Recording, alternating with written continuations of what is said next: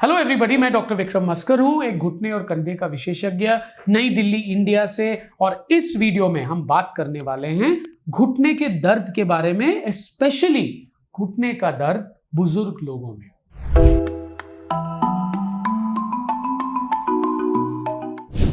Now घुटने का दर्द बुजुर्ग लोगों में क्यों होता है, यह एक बहुत बड़ी प्रश्न है। नाउ याद रखिएगा, आपका घुटना भी एक मशीन है। जैसे आपकी उम्र बढ़ रही है तो ये मशीन जो है ये यूज हो रही है। कोई भी मशीन पूरी जिंदगी भर बहुत मुश्किल से चलती है, उसमें नेचुरल वेयर एंड टेयर होगा ही। अगर आप ज्यादा मशीन को यूज करोगे या आप मशीन के ऊपर जो लोड लगा रहे हो उसके ऊपर फोकस नहीं करोगे, या मशीन में ही कुछ प्रॉब्लम या फॉल्ट हो पहले से, तो वो कम ही चलेगा या कभी ना कभी वो फेल होगा ही होगा ना। घुटना एक ऐसा अंग है जो बदन का पूरा वजन जाता है। एड़ी के बाद सबसे ज्यादा लोड वही लेता है। ना भगवान ने पूरी कोशिश की है कि हमें सबसे बढ़िया मशीन मिले जो सबसे लंबा चले। ना उसको चलाने के लिए क्या किया है ना, घुटना का फंक्शन आप देखिए, एक तो बदन का वजन लेना है, एक तो मूवमेंट कराना है। इन दोनों में लोड जाता ही जाता है घुटने के ऊपर। नाउ जब मूवमेंट हो या वजन जाते हुए मूवमेंट हो और घुटना घिसे ना, उसका उपाय क्या है? भगवान ने एक चीज की है, घुटने के ऊपर एक पॉलिश लगाई है। जो ये व्हाइट आप देख रहे हो ना, ये एक पॉलिश है। इसको हम कार्टिलेज बोलते हैं। ये एक पेंट की तरह होती है। उसके अलावा ऊपर वाले जांग के हड्डी और पैर की हड्डी के बीच में गद्दियां हैं, शॉक अब्जॉर्बर है, जैसे मोटरसाइकिल में भी होता है, ताकि पुर्जों में या राइडर के ऊपर लोड ना जाए। और 1 ml का ल्यूब्रिकेशन भी है ताकि फ्रिक्शन कम से कम हो। नाउ जैसे हम बुजुर्ग होते जाते हैं, लोड इंक्रीज होता है। नंबर 2, वजन भी कभी कभी इंक्रीज होता है। नंबर 3, अगर हम स्पोर्ट्समैन हो चुके हैं या बहुत ज्यादा श्रमता वाली काम कर चुके हैं तो घुटने पे भी असर तो दिखाएगा ही दिखाएगा। तो जो हेवी ड्यूटी वाले लोग हैं उनमें भी ये चिकनाई जो है, जो पॉलिश जो है, वो घिसने लग जाती है एक्सेसिव लोड के वजह से। कहीं और कारण हो सकते हैं, जैसे जेनेटिक हो, अगर आपके पापा मम्मी को हो तो आप में भी ज्यादा चांसेस है होने का। नो जब ये चिकनाई घिसने लग जाता है तो हड्डी हड्डी से टकराता है और रगड़ खाने लग जाता है। इसको हम बोलते हैं ऑस्टियोआर्थराइटिस। सिंपल टर्म्स, ये कोई बीमारी नहीं है, ये घुटने का घिसना होता है। नाउ ये डायरेक्टली चिकनाई से शुरू हो सकता है या गद्दी से भी शुरू हो सकता है। गद्दी चिकनाई को बचाता है। यूजुअली गद्दी के ऊपर पहला असर शुरू होता है। क्या हो सकता है गद्दी में? वो फट सकती है। जब कोई स्पोर्ट्समैन, जवान आदमी हो, क्रिकेट खेलते हुए घुटना मुड़ गया और गद्दी फंस गया, वो अलग चीज है। जिसको कोई इंजुरी ही ना हो, दर्द होने लग जाए, एमआरआई पे गद्दी फटी हुई आई है, तो ये हम इसे बोलते हैं डीजेनरेटिव टेयर। कभी कभी घिसने की वजह से क्या होता है, धूल उड़ता है घुटने में। आप 2 पत्थरों को लो, उनको रगड़ो, क्या होगा? छोटे छोटे से पत्थरों के टुकड़े निकलेंगे डस्ट की तरह।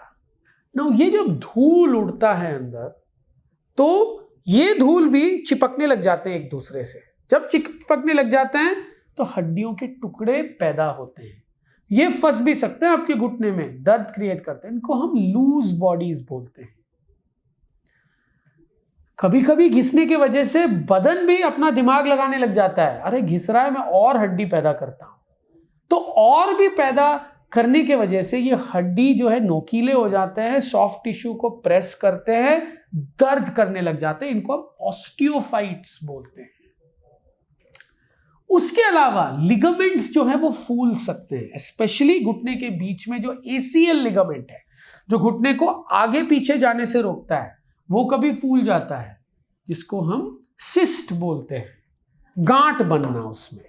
जिसकी वजह से वो एक मैकेनिकल ब्लॉक करता है, जिसके वजह से पुर्जा हिल नहीं सकता पूरी तरीके से और दर्द करने लग जाता है। बिकॉज याद रखिएगा, इन सारे चीजों में नसें हैं, और नसें जो है ये आपका एयरटेल, जियो, जो भी समझो लाइन है, जिससे कोई भी अंग टेलीफोन के द्वारा मस्तिष्क से बात करता है। अगर नसों में कोई भी प्रॉब्लम हो, जैसे फोन पे भी खरखर आने लग जाता है, वैसे ही हमारा खरखर है दर्द। नाउ इसका नेचुरल सॉल्यूशन क्या है? तो सर्जरी के बारे में तो बहुत बात कर लिया हमने, अभी सर्जरी को मारो गोली थोड़ी देर के लिए। हम बात करते हैं नेचुरल सॉल्यूशंस। नेचुरल मतलब सर्जरी के बिना ठीक करना। तो क्या ये ठीक हो सकता है? मतलब अगर हम एक्सरे करेंगे क्या ठीक हो जाएगा? नहीं। पर आपको मतलब है अपना ठीक फील करने से, मतलब आपका दर्द जाना, आपका दर्द कम होना और आपकी एक्टिविटी वापस आना। उसके लिए दो चीजें हैं, लॉन्ग टर्म इन्वेस्टमेंट प्लान और शॉर्ट टर्म इन्वेस्टमेंट प्लान। ये एक इन्वेस्टमेंट की तरह ही है, समझिए। जितना इन्वेस्टमेंट आप बॉडी पे करोगे उतना ही रिटर्न्स भी देगा आपको। लॉन्ग टर्म इन्वेस्टमेंट प्लान है, जब से आप कम उम्र के हो, अपने हेल्थ के बारे में, अपने सेहत के बारे में फोकस करना, जांघ की मांसपेशियों को मजबूत करना, कूल्हे के मांसपेशियों को मजबूत करना, वजन को संतुलित रखना। अगर डिफॉर्मिटी हो छोटी उम्र में बहुत ज्यादा, उसको तभी सही करना ताकि बदन का वजन सही जगह पे जाए। उससे मैं गारंटी देता हूं आप काफी हद तक ठीक हो सकते हो, पर सही टाइम पे जागना पड़ता है उसके लिए। दूसरा होता है शॉर्ट टर्म इन्वेस्टमेंट प्लान, मतलब हो चुका प्रोसेस, शुरू हो चुका। रिमेंबर, शुरू होने में और एंड होने में काफी अंतर है। आप तब भी अपने लाइफ को सुधार सकते हो, एक्सरसाइज करके, मांसपेशियों को मजबूत करके और अपने वजन को घटा के। घटाना भी डाइट के ऊपर है और एक्सरसाइज के ऊपर है। एक अच्छा डाइटिशियन को पकड़िएगा, फोकस करो हेल्दी डाइट के ऊपर। इनसे काफी हद तक आप अपने घुटने को बचा सकते हो। सबसे तेज शॉर्ट टर्म इन्वेस्टमेंट प्लान होता है पेन किलर। बहुत दर्द हो, चल ही नहीं पा रहा है, कुछ ना कुछ करना है डॉक्टर साहब, तो पेन किलर ले लिया। पर पेन किलर्स याद रखिएगा, ये भी बदन पे हावी होते हैं। कोई भी पेन किलर साइड इफेक्ट के बिना नहीं है। तो लिवर किडनी खराब हो सकती है, आपकी लत भी लग सकती है उनकी, तो केयरफुल रहिएगा। उससे बेटर चीज होती है फिजियोथेरेपी।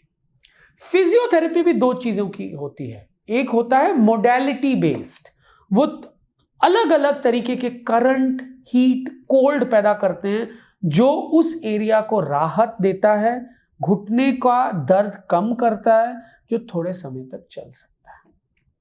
दूसरा होता है एक्सरसाइज बेस्ड फिजियोथेरेपी। याद रखिएगा, आपका घुटना एक ऑर्केस्ट्रा की तरह है। घुटना बस एक इंस्ट्रूमेंट है, मेन इंस्ट्रूमेंट है। आप बोल सकते हो घुटना गाता है। अगर ऑर्केस्ट्रा में गायक ठीक ना हो तो यूजुअली ऑर्केस्ट्रा ठीक ही नहीं है। पर कभी कभी म्यूजिशियन सही टाइम पे म्यूजिक प्ले करने लग जाते हैं तो गायक की जरूरत भी नहीं पड़ती, आप उससे ही प्रभावित हो जाते हो। तो ऑर्केस्ट्रा में जब सही टाइम पे वायलिन वाला, गिटार वाला, तबला वाला गायक गाता है तो ऑर्केस्ट्रा बहुत सुंदर सुनाई देता है। पर अब अगर चारों लोग बहुत अच्छे हैं पर सही टाइम पे प्ले ना करें, तब भी म्यूजिक नहीं बनता। नॉइज होता है, शोर होता है कानों के लिए। तो वो सही तालमेल बनाना, सही टाइम पे सही मांसपेशी एक्ट करना और वो अच्छी तरह से एक्ट करना सबसे इंपॉर्टेंट है। तो कॉम्पेंसेटरी मैकेनिज्म्स को मजबूत करना, मांसपेशियों को मजबूत करना, उनकी तालमेल सही बनाना, वो फिजियोथेरेपिस्ट का काम है। इनिशियली वो खुद करेंगे, उसके बाद आपको सिखाएंगे जो आपको खुद करना है। कई एक्टिविटीज दर्द को ज्यादा बढ़ाती हैं, जैसे इंपैक्ट बेस्ड एक्टिविटीज, जहां पे घुटने पे धड़ धड़ धड़ होता है, जैसे कूदना, भागना, ट्रैम्पोलिन करना, जूम्बा करना, वो सब चीजें हावी हो सकती है। साइकिलिंग, क्रॉस ट्रेनर, स्विमिंग, ये अच्छी होती है आपके घुटने के लिए। कभी कभी आप मलहम भी इस्तेमाल कर सकते हो। मलहम जो है ये क्या करते हैं, ये ठंडा आग पहुंचाता है वहां पे, इनमें कोई साइड इफेक्ट नहीं होता। ये आपके दिमाग के साथ खेल खेलने लग जाते हैं। जब ठंडाक होता है, आप ठंडे के ऊपर अपना दिमाग लगाते हो, दर्द से आपका दिमाग हट जाता है। तो वो वैसे भी इस्तेमाल, जैसे वैसे अलग अलग तरीके के ऑयल वॉयल मिलते हैं, आप मसाज कर सकते हो उनके साथ। मुझे उम्मीद है इस वीडियो से आपको काफी जानकारी मिली है घुटने के दर्द के कारण जो होते हैं स्पेशली बुजुर्ग लोगों में, इनका नेचुरल ट्रीटमेंट क्या है। I hope you liked my video. If you did like it, please like and subscribe to my channel and follow me on Instagram.